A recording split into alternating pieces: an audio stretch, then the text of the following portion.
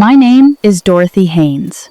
I spent 34 years working as a records clerk for the county hospital in Dayton, Ohio. I filed papers, tracked patient histories, made sure nothing fell through the cracks. It was quiet work, invisible work, the kind of work nobody notices until something goes wrong. I retired at 63. My husband Gerald had already been gone 2 years by then. Heart attack on a Tuesday morning, right there in the kitchen while I was making his coffee. One moment he was reading the paper, the next he was on the floor. The doctor said it was fast. I've always tried to believe that. After Gerald died, the house started to feel like a place I was just visiting. Too many rooms, too much silence. My daughter Renee lives in Phoenix with her husband and the grandkids. She called every Sunday without fail, and I loved her for that. But Sunday calls don't fill a Wednesday afternoon. So, when my neighbor Claudette told me the Millbrook Senior Living Community had a part-time position open in their administrative office, I said yes before she finished the sentence. It wasn't about the money. It was about having somewhere to be. I started that September, 3 days a week, Tuesday through Thursday, helping coordinate resident schedules, managing volunteer sign-ups, filing the kind of paperwork that would have put most people to sleep. For me, it felt like breathing again. The community was a nice place. 12 floors, clean hallways, a garden on the second-floor terrace that some of the residents tended themselves. The staff was good, the residents were kind. And then there was the security desk by the front entrance, where a man named James worked the morning shift. James was in his late 40s, broad-shouldered, quiet, always in his Navy uniform with a pen tucked behind his left ear. He never said much beyond what was necessary. Good morning, have a good day. He'd nod when I came in, check my badge out of habit, even though he'd seen my face every week for 2 months, and go back to his monitor. I don't know why I started bringing him coffee. I think it was a Tuesday in late October. Cold that morning. The kind of cold that gets into your joints before you've even made it to the car. I had made a full pot at home and poured some into a thermos for myself, somewhere between my front door and the parking lot. I thought about how James was always at that desk before anyone else arrived, how the lobby was drafty near the entrance, how I had never once seen him with anything warm to drink. I brought 2 cups the next Tuesday, set one on his desk, without making a fuss about it. He looked up, looked at the cup, then looked at me. "You didn't have to do that," he said. "I know," I said, and I walked onto the elevator. The Tuesday after that, I brought 2 cups again. He thanked me. The Tuesday after that, same thing. By December, it had become something neither of us mentioned, but both of us counted on. He started having the lobby door unlocked and waiting by the time I pulled into the parking lot. I started making sure I had a second cup ready before I left the house. We talked a little more as the weeks went on. Not deeply. He wasn't a man who opened up easily, and I wasn't looking for that. But I learned that he had a son, Marcus, who was studying engineering at Ohio State, that he'd been at Millbrook for 6 years, that he had a sister in Cleveland. He visited on holidays. Small things, real things. I told him about Gerald sometimes, about Renee and the grandchildren, about how I'd started doing a crossword puzzle every morning because the silence at breakfast had gotten too loud. He listened the way good people listen, without waiting for his turn to talk. Winter passed. February came with ice on the roads and a gray sky that refused to lift. I started arriving a little earlier on Tuesdays so I wouldn't have to rush on slippery streets. James was always there. Coffee on the desk within 2 minutes. Routine is its own kind of comfort when everything else feels unsteady. I should tell you about my office and the filing system I had inherited from the woman before me. Her name was Patricia, and she had worked in that office for 11 years before her knees gave out and she moved to Florida to be near her son. Patricia was thorough. I'll give her that. But she had a system only she fully understood, and some of the resident files were organized in a way that made sense only if you'd been there from the beginning. I had been slowly reorganizing things since September. Nobody asked me to. It just bothered me to open a drawer and not find what I was looking for. That February, while sorting through a cabinet of older files, I found a folder that didn't belong with the others. It was tucked behind a divider labeled Maintenance Requests, but it contained financial correspondence. Specifically, it contained letters between the community's management office and a financial services company I didn't recognize, referencing something called a voluntary asset coordination agreement. I didn't know what that meant, so I read on. The letters referenced several residents by their unit numbers, not their names. They outlined a process by which certain residents, described as low engagement or without active family oversight, could be connected with a third-party financial advisor for estate and end-of-life planning services. The language was careful, professional, but something about the phrasing made me read each sentence twice. Low engagement without active family oversight. Those weren't medical terms. They weren't social work terms. They were targeting terms. I put the folder back where I found it. I didn't say anything to anyone.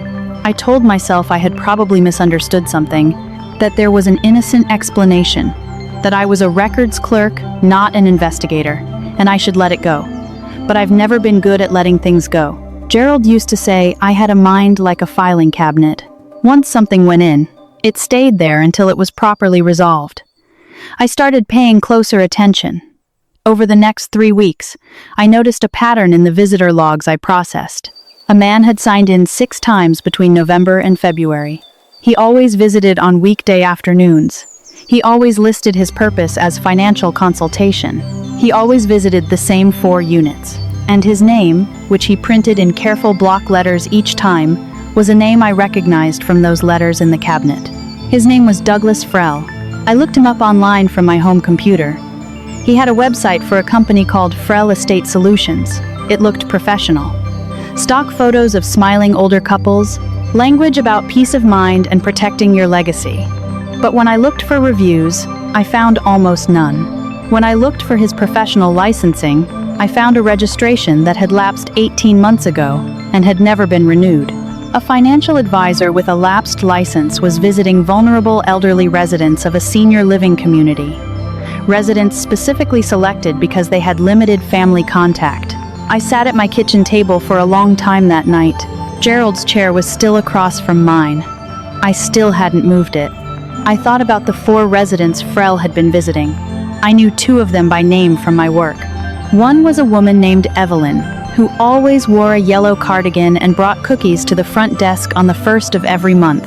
The other was a man named Harold, who had lost his wife the previous spring and rarely came to community events anymore. Low engagement, without active family oversight. I picked up the phone and called Renee. She listened without interrupting, which she had gotten from me. When I finished, she said, "Mom, you need to talk to someone at the facility." "I know," I said. "Tonight, if you can." I knew, baby, but I didn't know who to trust inside the facility. The folder had been there for months. Someone had put it there, someone on staff, or someone with access to the files. If I went to the wrong person, the folder would disappear and nothing would happen. I thought about it all night and most of the next morning. On Tuesday, when I walked into the lobby with 2 cups of coffee, I stopped at James's desk before going upstairs. He looked up the way he always did. I set his cup down. Then I sat in the chair across from his desk, which I had never done before. He put down his pen. "Something's wrong," he said. It wasn't a question. I told him everything. The folder, the letters, the visitor logs, Frell's lapsed license, the 4 residents. I spoke quietly and kept watching the door, though the lobby was empty. James didn't interrupt. He didn't tell me I was overreacting. He didn't say I'd probably misunderstood. He just listened the same way he always did. And when I finished, he was quiet for a moment. Then he said, "Evelyn in 4C. "Yes," I said. "Her daughter lives in Seattle. Hasn't visited since Thanksgiving." "I know because Evelyn mentions it." He paused. "Harold in 7A lost his son in 2019. He has no other family that I know of." I felt something tighten in my chest. Not panic, something quieter and colder than panic. "I know someone," James said. "Former colleague. He works with Adult Protective Services now. Been there 8 years." He looked at me steadily. "You trust me?" I had been bringing him coffee for 4 months. I knew his son's major.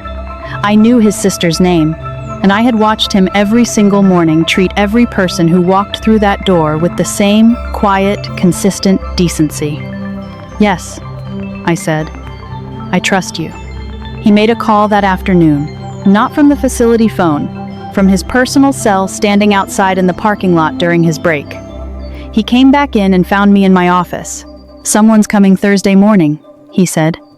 "They'll want the folder and the visitor logs." "I can have copies ready," I said. He nodded. Then he said, "You did the right thing. A lot of people would have put that folder back and not thought about it again." "I thought about not thinking about it again," I admitted. He almost smiled. "But you didn't." Thursday came. I had the copies ready in a plain envelope in my bag.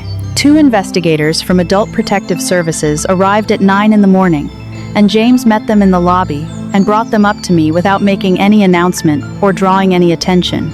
We sat in the small conference room off the main office. I showed them the original folder, which was still exactly where I'd found it. I showed them the visitor logs. I walked them through the timeline I had written out at home the night before, because I knew my own handwriting was clearer than my nerves would be under pressure. They were thorough, professional. They told me very little about what they already knew, or what would happen next. But the woman, whose name was Investigator Chen, looked at me before she left and said, "This is the most organized private documentation I've seen from a concerned party. Your background is showing." I told her I was a records clerk for 34 years. She said it showed. The weeks that followed were quiet in the way that things are quiet when something is happening somewhere you can't see. I went to work on Tuesdays, Wednesdays, and Thursdays. I brought James his coffee. We didn't talk about it much. He'd give me a small nod when I arrived, and I understood that to me nothing had changed. Keep going. Be patient. In March, I noticed that Douglas Frell had not signed the visitor log in 4 weeks. I didn't ask why. I filed the logs the way I always did. 6 weeks after my meeting with the investigators, I received a call from Investigator Chen. She told me that Douglas Frell had been formally referred to the State Attorney General's office for investigation of financial exploitation of a vulnerable adult. She said that 2 of the 4 residents had already had their accounts reviewed and that protective measures were in place. She could not tell me more than that, but she thanked me and said that what I had done had likely prevented significant and possibly irreversible harm. I sat with that for a while. Significant and possibly irreversible harm. Evelyn with her yellow cardigan and her cookies. Harold, who had lost his wife and his son and had no one left, who was paying close enough attention. I thought about what it means to be seen, not celebrated, not thanked, just noticed.